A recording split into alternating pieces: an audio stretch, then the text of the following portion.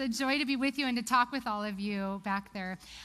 We did run out of books, but if you just put your name on there, and we'll make sure whoever you want it shipped to and whatever name you want it signed to, I will sign, and my handwriting will even be better for you than it was for everybody who already got their book. So feel free afterwards. We'll still take those orders and stuff.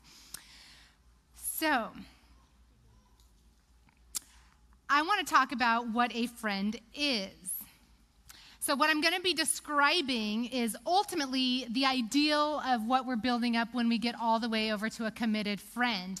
But elements of these three qualities should be in all friendships. So it's interesting if I were to ask you to describe a room, all of you would do that differently. Some of you would describe the furniture in the room. Some of you would describe the style, whether it's country or beach. Some of you would describe colors or how it makes you feel in that room. When I ask you to describe a room, we would all describe it differently. Likewise, when we ask women or men to describe friendship, many of us use a variety of different things. Some of us will start describing how we feel. They just make me feel safe. I feel accepted. Some of us will describe behaviors that we think need to be there. They just are not judgmental. They're just always there for me, whatever that means. Some of us will describe people we think we need to be friends with. They're the people who are most like me. They're the people who make me laugh. And so we all use a whole bunch of descriptors and qualifiers when asked to describe a friendship.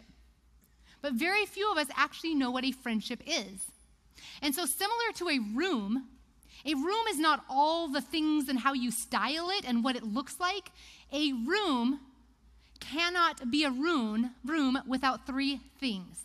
A room has to have height, width, and depth. That is a room. What you put in it is up to you.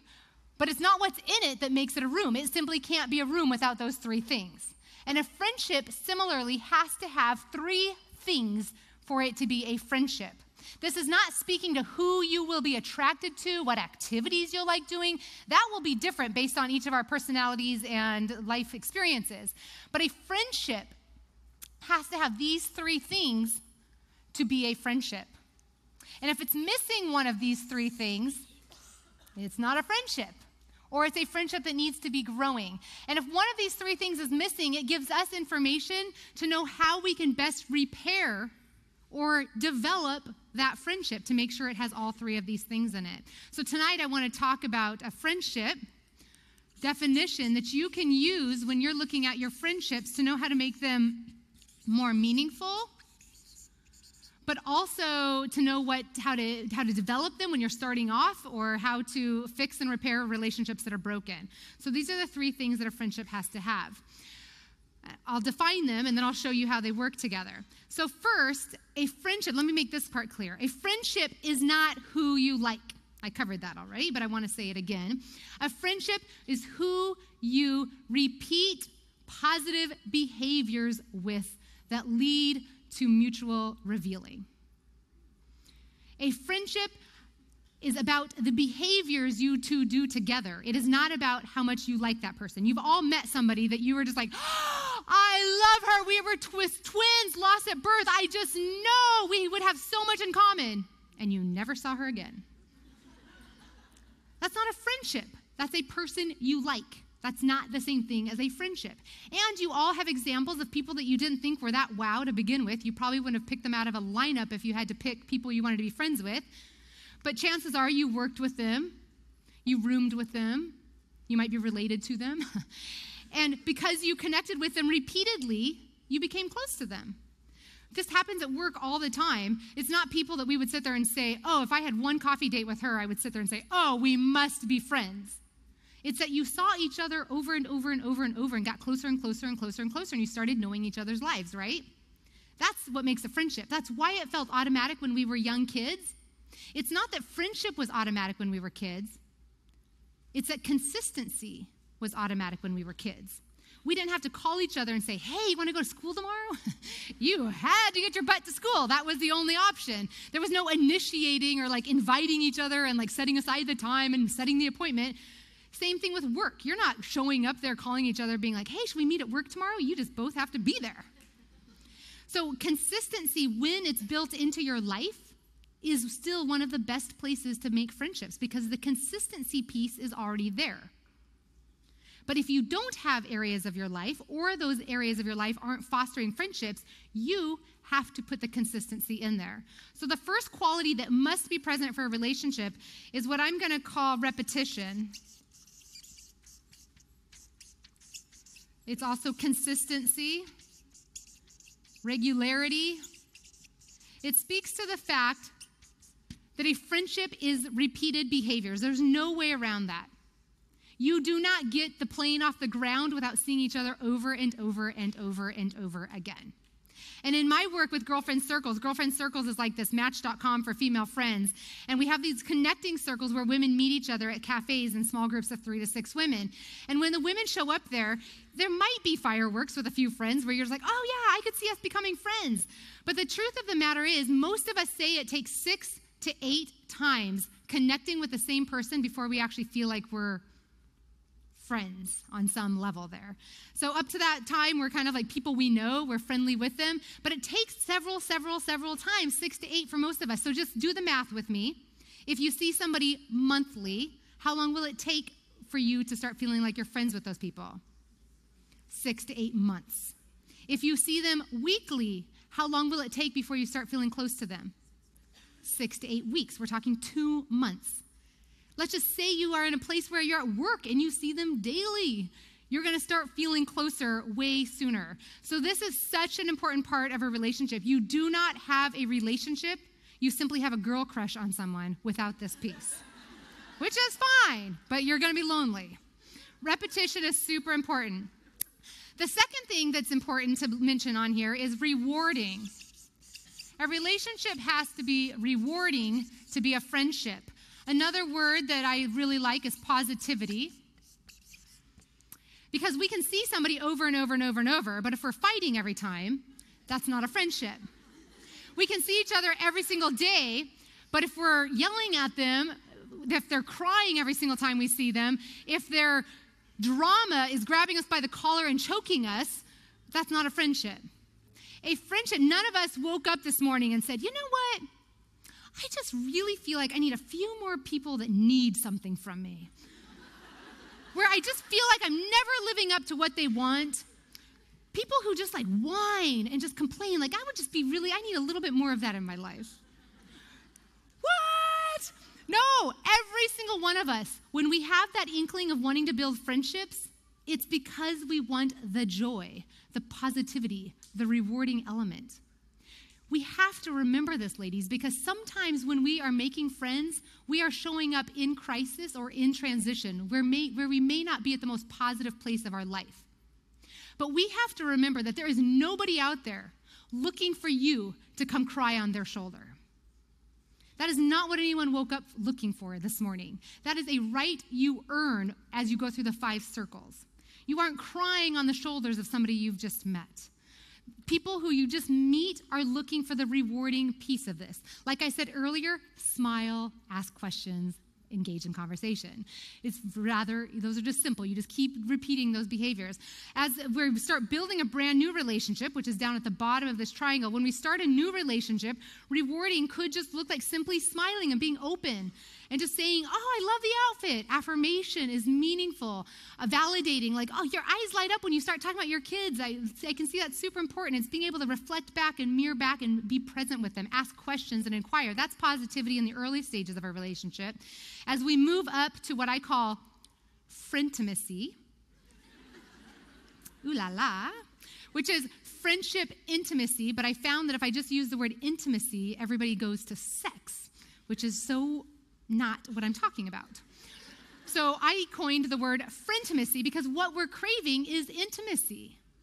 Not sex, but the close intimacy with friends. And so when we're moving to the top of the triangle, we're moving our relationship up this triangle.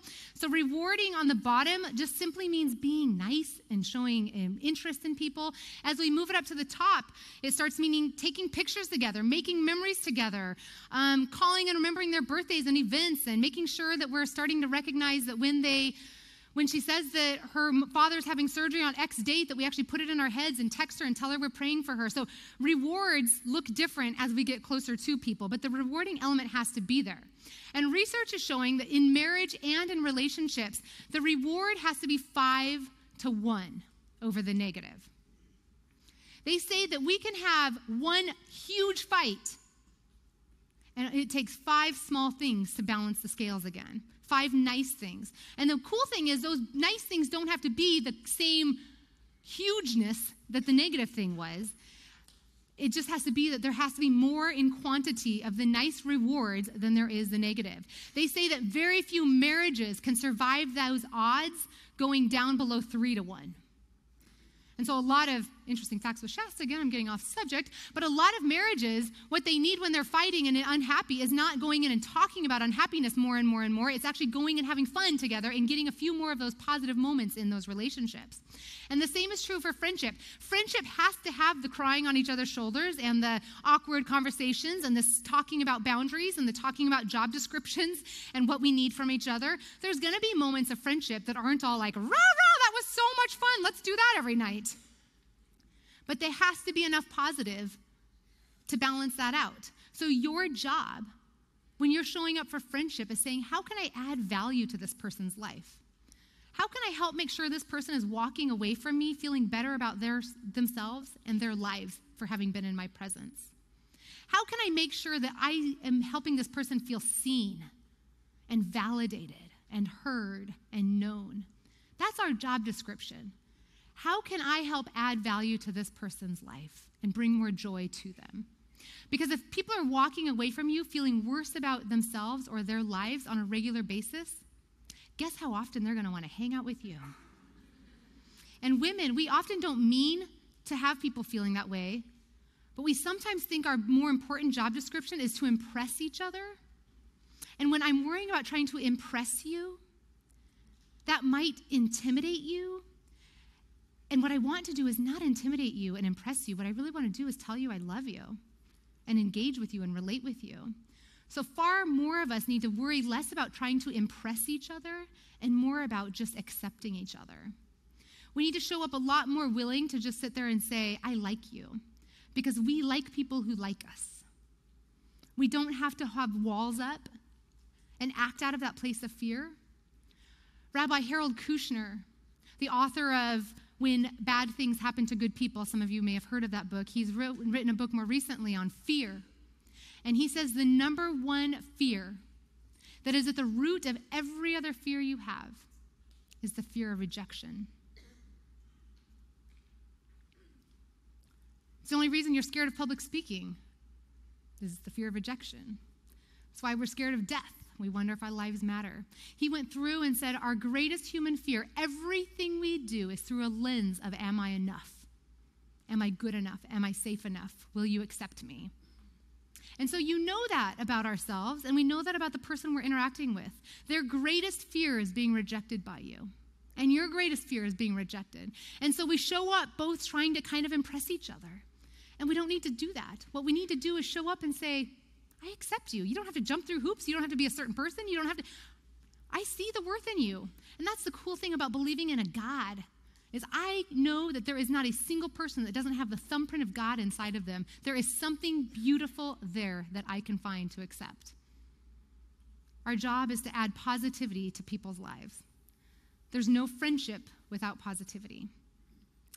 And the third R, that friendships equals R third, R to the 3, R cubed, whatever you want to call it, is repetition, rewarding, and revealing.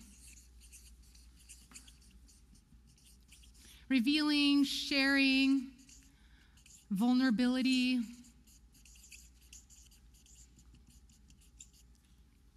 Vulnerability means being able to show up with less and less of a filter on.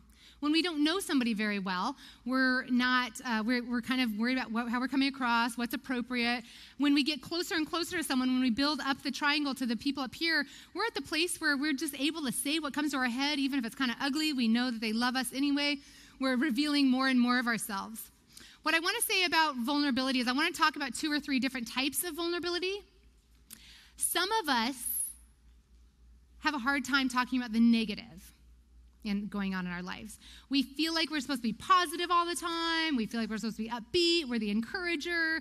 We feel like we're supposed to always be happy, whether it's our role or our personality. We actually don't ever want to talk about the negative stuff. And we don't want anyone to know that we ever feel these things, or that we're struggling with our marriage or the money, or that we feel inadequate as a parent. So some of us will hide the negative and try to keep everything rosy. Vulnerability means having some people that we actually can be as honest with the negative in our lives. But the flip side is just as true. Some of us can whine, complain, and judge and get with the best of them of everything we don't like about the world. But we have a hard time talking about how great we are and how good our lives are and how capable we are and confident and our shining and our sweet spot. Vulnerability is learning how to admit the good stuff in us too. It means showing up, and even if your marriage is going bad, I don't have to fake mine going bad. It's okay to have one part of my life that's feeling okay right now. We don't have to always talk about that to be vulnerable. Sometimes sitting down with my friends and saying, oh, I loved being in Dallas. I was in my zone. When I was up there, when I'm doing that, I love doing that. I feel this energy, and I feel good at it. I feel good in it and at it. I should be able to say that. I should be able to talk to my friends and own what makes me great and where I find my joy. And you should too.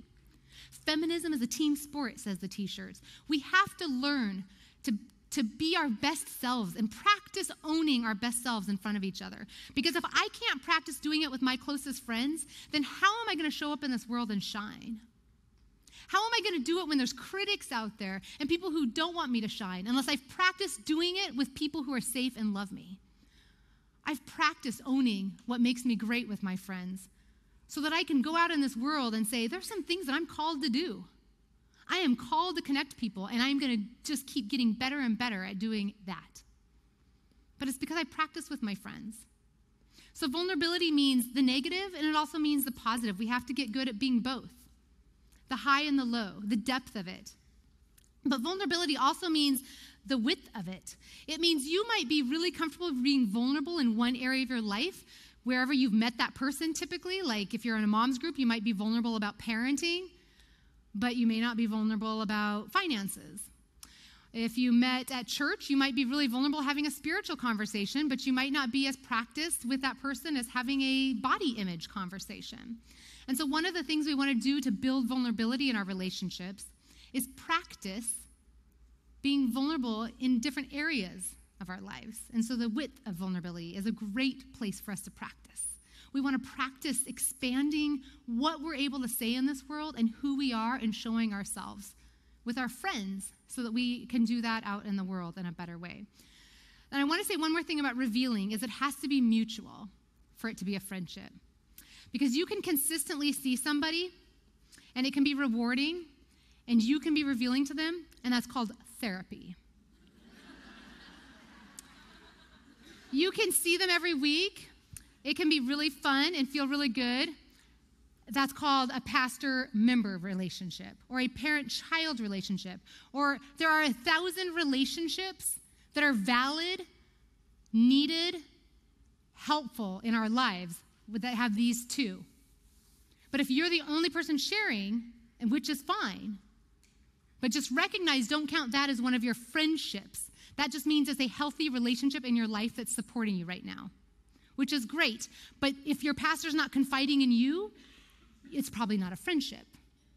That's not to say you're an enemy. Most of us get very confused here because if I say I'm not your friend, we feel kind of wounded, like, what are you talking about? But you understand that there's relationships that sometimes serve a purpose, and that doesn't mean it's a friendship. It means it's something else. The way I see relationships is there's probably researchers tell us that we are capable of maintaining information and bonding with about 150 people at a time, which sounds kind of like a lot to me at sometimes. And then I look on my Facebook page and think that doesn't sound like very many because I can give a lot of thumbs up. But let's just say 150 for that sake. So there's going to be 150 people in this world that I am developing a friendship with. And then everybody else, that 99.9999999% of people out there are not going to be my friends. They're going to be people I am friendly to. There's two categories of people. The people we're friendly to, which is everybody in the world deserves our friendliness and our respect. There is not a person that I don't want to practice becoming the kind of person that can show up and be friendly to that person and see the child of God that they are. I am friendly to everybody. But with 150 people, which is really like a grain of sand with all the people in this world, those are the people I am choosing to develop a friendship with. Can you tell the difference? Friendly with these people, developing a friendship with these people.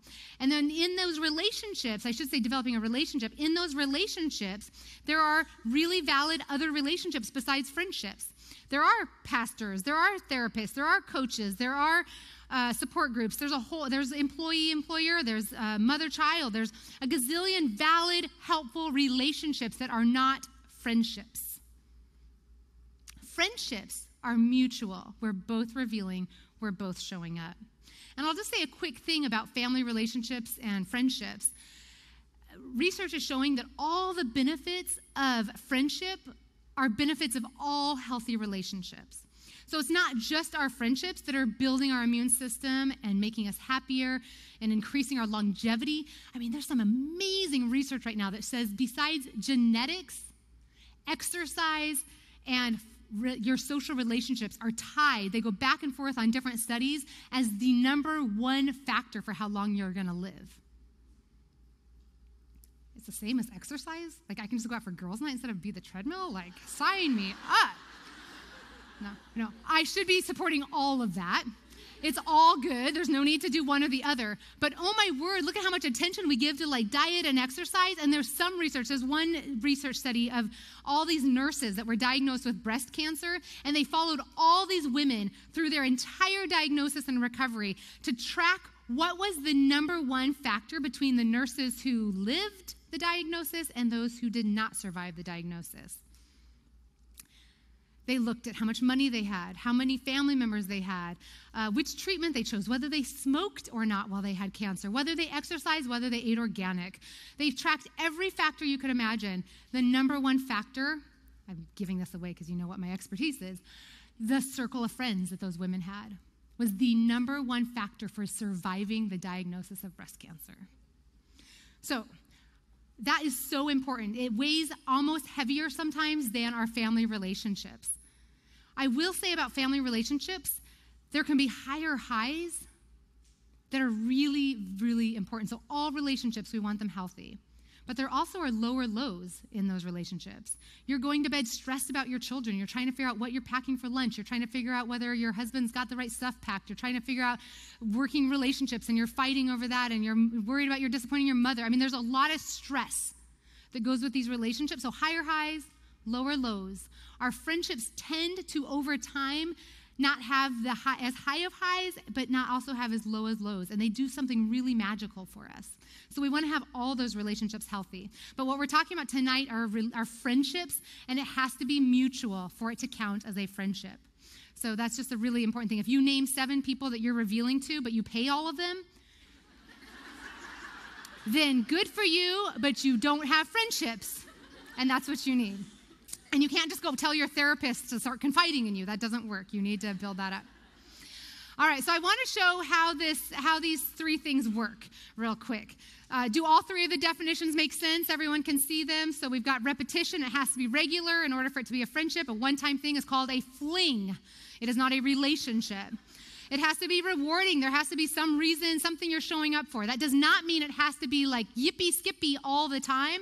When I went through my divorce, I was probably not like the fun person you want to invite to the party. But fortunately, it's kind of like a bank account. Fortunately, I had deposited positivity into that bank account with my relationships. So when it came time to make withdrawals, I didn't go into debt. My friends, I had done well. I had given a lot of positivity there. So when you're just starting out, we'll talk about that in a minute. When you're just starting out, you don't get to come in and start taking out debt. You don't get to make withdrawals without putting deposits in. So positivity we just have to be throwing positivity on our relationships and joy and laughter as much as we can. And revealing, which is showing up, talking about a variety of subjects, going deeper with them when we start feeling safe. This is how the triangle works. All relationships start here where we're meeting each other. together. And some relationships will grow to the top where we have friendtimacy, our friendship intimacy. So all three legs have to be present. And what we are actually doing when we start a friendship is we are starting with saying, hey, let's go out and get coffee. So our commitment to each other is let's show up and get coffee. I show up, you show up. Yay, we now have one repetition down, and I can trust you. We've built some commitment. This leads to commitment. So we start having the more consistency, the more commitment gets developed. Then we get together, and it should be vulnerability should match that repetition. So we should be sharing. We don't need to share up here. We're sharing what's appropriate for that level of commitment. And you can pretend there's like a glass of water on a board here. And basically, we should be moving this side up one increment, and then this side up one increment, and then this side up one increment, and then the other side up one increment. And so we're slowly building our vulnerability as we get more consistent with each other. Consistent meaning that we see each other more regularly. We're starting to be consistent in our interaction with each other. I trust that when I say this, you say this. We practice this, you reveal something. So we're moving it up bit by bit. If you show up and you don't know somebody very well, so you're on your first date, and you vomit the drama of your life, because you don't have any friends and she looks nice, so you just go for it, then you have no commitment, because the only commitment she made was to show up and have coffee with you. Like, that's the commitment, sweetheart. So that's the commitment. Your vulnerability went up here. Watch what happens to that triangle. There's nothing holding this little flappy thing that you vomited up. So the triangle has to collapse on itself, and it will collapse fast. There's nothing to hold this vulnerability that you threw out there up. And so it collapses at whatever level that commitment is at, which is really small initially. The flip side is true as well. If you are in a really consistent relationship, you've known each other for years, and you still feel, so commitment can be really high, but you feel like you still don't know her, and she never really shares anything with you, and you're not really being open and honest with each other, the same thing is true. The relationship suffers. It can never reach friendimacy if the vulnerability only goes to right here. If the vulnerability only goes to right here, and your commitment, you feel like you've been committed, you're like showing up, seeing each other regularly, then the triangle is getting cut in half. This is very true for marriages as well. Many marriages, I mean, you would call like getting married one of the highest commitments you could make to somebody with as much consistency as you'd ever want with anyone every single day and night. But if you don't have vulnerability or revealing happening, then that's not a healthy marriage. That's one arm of the marriage. And the same can be true. You can meet some guy, girl, whatever your style is, and sex would be considered high intimacy in my book, so you can have your one-night stand, but if you have no commitment there, that's all it is, and it will collapse on itself. When we're building healthy relationships, we want vulnerability to incrementally go up as our commitment goes up. So let me talk for a moment about what that looks like when we're in crisis. Because in a church setting, we often feel like we're supposed to be there for everybody, and we're often in situations where we're revealing a little bit more in certain settings. So I want to talk about this in specific to that situation. So what does vulnerability look like as we build it up? Because I'm not asking you to be fake. This isn't one of those things like, okay, I'm going to act like I have the best life ever, and then on the fourth date, I can tell them that I'm actually really unhappy. That's not what I'm talking about. The example that I want to give is let's say I've had a woman reach out to me, and she says she's had cancer 4 times, had other people who have chronic conditions, or going through a divorce. There's a lot of different crises or things that we sometimes feel are really heavy. And we don't want to just come and scare people off or vomit our exhaustion on these unsuspecting people that we're just meeting. And so what's appropriate vulnerability at this level is, I'm going through a divorce right now, but I am so looking forward to just building healthy friendships during this time to remind me that I can go out and just build a life again and start over and have fun again. When you hear me say that, do you feel like you need to pull away from me and run for your life? No, you hear me recognizing I'm being honest. I'm going through a divorce. It sucks. No way around it. But you hear me acknowledging subtly that I'm not expecting you to be the person that's going to be coming over and staying up with me all night long. I'm not going to be calling you and asking to spend the night on your couch. You hear me saying I am looking for friends to have fun with and to remind me that my life is not over. That's vulnerability because I'm admitting I'm going through something, but that's all that's appropriate when you're just meeting someone in most cases. On the flip side, if you're a really, really good friend of mine, and that's all I say to you, we've got a problem. If I call my best friend and be like, I'm going through a divorce, but I'm just looking forward to having a lot of fun and reminding myself that my life isn't over, then we have a big problem because then I'm not being vulnerable. With a really close friend, if here is I'm going through a divorce, I want to be enjoying life and reminding myself that I've got friends. And then as we get to know each other better, perhaps I tell you a little bit more details about the divorce, and we kind of build up incrementally. Up here, I should be sharing with somebody my deepest fears. Like, I don't know if anyone's ever going to love me again. I don't even know if I can trust myself. I mean, if I made those vows that time and how do I know I can pick the right person? I should be processing my fears up here with this person. But I should not be doing that down here. And I should be not talking bad about him down here. That is not appropriate. Positivity is appropriate. Chronic conditions would be very similar. Here it would be reminding, like, I barely get out of the house. I am in pain a lot of the time. But I really know how important friendships are to me, and I know that they're good for my health, and I want to practice showing up and being as available as possible for good friendship. That's vulnerability. As we get up closer, then sharing the story and the context, this is where we start relying on each other more. But we're not asking people to do errands and run favors and do all that stuff for us here. That gets built up. Does that make sense? I can't give every example, but I just want to have your brain start thinking as you're building your relationships. If you're the one in pain, and that often is the case when you're making friends, because that's when we realize we need them sometimes. If you're the one in pain, you want to be mindful that nobody else is saying, I hope I have one more person in pain in my life today. That does not mean you have to not be in pain, but it means you need to know your boundaries and what that relationship, what the roles are in that relationship so far. They do not owe you their entire night listening to your drama.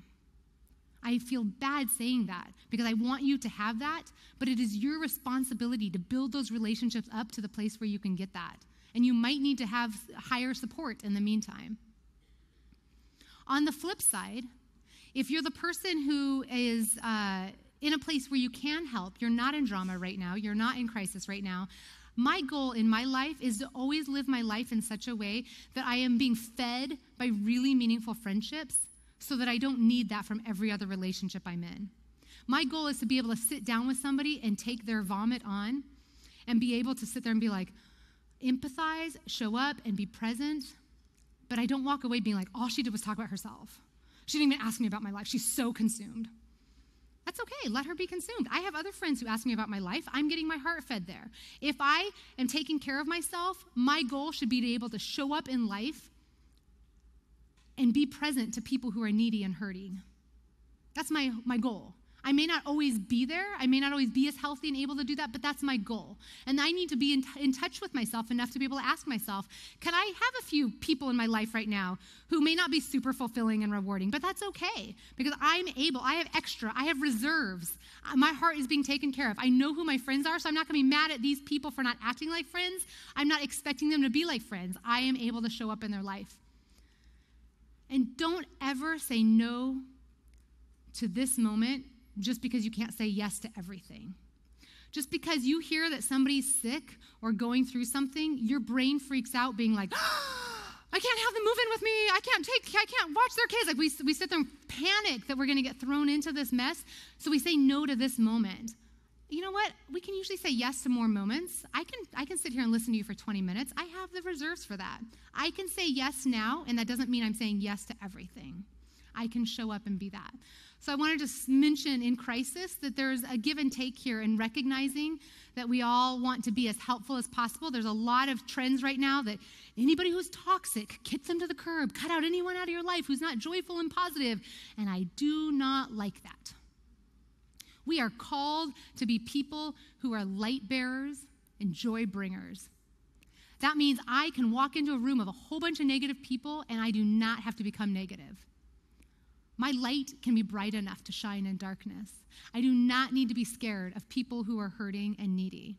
We have a perfect example of Jesus showing up in this world, and he did not become less than by hanging out with people who needed him. We don't have to run away from anybody who's unhealthy. We do have to make sure that we have the relationships in our life that feed us, and that we know where our soul is being strengthened. And we have to make sure we do whatever we can in our relationships. If one of these three things is missing, and we want it to be a friendship, then we know which one we need to add. If we have a relationship where we're sharing really well and it's really fun, but we only see each other once a month, then we know that we want to add more consistency and regularity, and that gives you information of how to build that relationship deeper. If you have a relationship where you see each other regularly and you enjoy her, but it doesn't feel very deep in the sharing yet, that's information to you. What can you do to start showing up where you're sharing a little bit? Asking her about her life, where she grew up, how she's feeling as a mom in her marriage. We're starting to learn about each other. We can add that.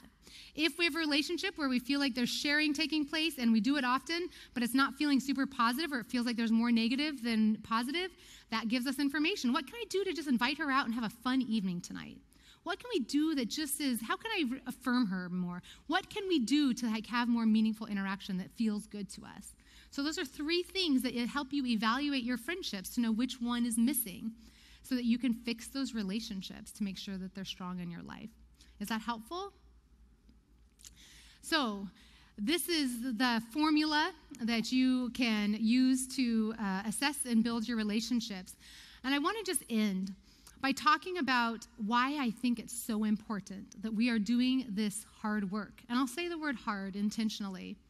It is awkward, for crying out loud. We're strangers trying to figure out, I've had good friends, you've had good friends, we've never been friends. So whatever we do, we're learning it for the first time together. We don't know if I initiate and then you initiate and then I initiate, or maybe I'm the initiator in this relationship, and that's okay, because maybe you're the one who makes me laugh more, or maybe you're the one who ends up asking me more questions about my life. We all contribute to relationships differently. We do not need to contribute evenly on everything. Like, my husband and I both take care of the house. It does not mean that he vacuums half the room right up to the line and then leaves the vacuum cleaner there, and then I come along and take the vacuum cleaner and start at the line. No, it means he vacuums the whole freaking house. That's okay. It doesn't mean we don't have an equal relationship. It means I do most of the cooking, So, in marriages, we do different roles, and in friendships, we do too. I might be the initiator of every relationship. I might be the one inviting you all the time. I do not need to get my feelings hurt that I'm always the one reaching out to my friends. They never reach out. Well, that's okay. They're doing other things for me. They love me in other ways that are really meaningful. I can initiate. That's not to say that we don't all need to learn how to do that. And that's where relationships mean so much to me. We are called to be lights in this world, to care for people, to grow in our compassion, to become more loving, to not live our lives through the lens of fear of rejection. If I go through life just trying to avoid rejection, I am not living my life. I don't want to be trying to avoid rejection. I want to be living my life with as much love as possible. And the only way I become a more loving person is practicing with people. You've heard the prayer, if you're going to pray for patience, then are you just zapped with patience? No. You will be put in as many trying situations as it takes to build your patience. And the same is true of friendships. You can come on the weekends and hear inspiring sermons that teach you how to engage in relationships. You can read the Bible and see why it's important to God that you have relationships. You can pray, which will hopefully help support you in relationships. But the only way you become a more loving person is being in relationship. And this is why I have left being a pastor to go around with my life talking about relationships. Because we only become the people we're called to be, the people we are created to be, the people we were designed to be when we are in relationship. You name any spiritual discipline or spiritual practice, and I will say, yay for you that you can meditate 5 days and fast and go to church every single week. Yay for you. Is it making you a more loving person, is the question I will ask. And if the answer is no, then I question whether all those things are working. The only way I become a more compassionate person is practicing in those relationships. The only way I learn to cheer for people when I'm envious of them is doing it in my friendships. The only way that I know how to learn how to initiate even when I'm scared is practicing it with people. All the journaling in the world, all the praying, all the reading of scripture isn't going to help you do that. The rubber meets the road when we're face to face, shoulder to shoulder, face to face. And we're going to step on each other's toes, and we're going to get our feelings hurt, and we're going to feel scared. But it's only in our friendships that we get to practice being the people we're meant to be. I get to practice apologizing. Yay! In my friendships, so that when I go out in the world, I'm better at apologizing. I'm like, oh, I know how to do this. I've been doing it. I'm better at learning how to forgive more quickly because I practiced forgiving my friend when she hurt me. I can do that. I'm better at not judging each other. I don't judge the women on TV and in movies because I'm like, oh, I used to judge people who did X or were that political party, but I have people I know who I love who are like that. And because I've practiced loving her when she's X, I can, if I knew her, I'd probably like her. I don't judge as much because I practice that in my friendships. Ladies, I want to pray as we end for your friendships and your relationships, that these would be the gymnasiums for your soul. That these are the places that you go practice building the muscles of love, building the circle of who you let in, stretching it every year. Every year I ask myself, am I letting more people into my circle this year than I am last year? What evidence do I have that I'm judging less? What evidence do I have that I'm accepting more? What evidence do I have that I'm forgiving more quickly, apologizing sooner? Am I doing better at loving the people around me, of becoming Christ-like? It's our friendships where we practice that and where we're supported in becoming those people. Let me end with a blessing for you.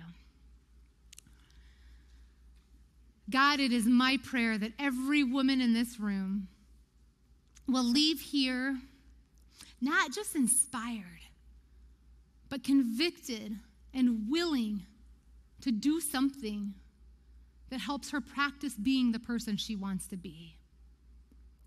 Help each and every one of us to worry about loving each other more than wondering what they think of us or trying to impress them. Help us to show up in such a way that people don't walk away wondering if we like them. Help them to know we did. God, we want to be more like you. And so we're going to keep practicing in these relationships that you've called us into. God, for the hearts out here that are lonely, may they not feel alone in that loneliness. It is an epidemic right now. We are all lonely. Help us to do something about it and to band together, to be community, to be people who are connected to each other, and to not give up, to not let fear stop us. Help us lean into love. We are here to love. Help us to do it. Help us to receive it. Help us to give it. Bless the lives and the relationships in this room, their marriages, their dating relationships, their children, their parents, their sisters, their friendships, their employees. May every woman in this room be a blessing and bring more joy to those relationships, and may she receive more joy in return. Thank you. Amen. It was a pleasure to be with you. Thank you.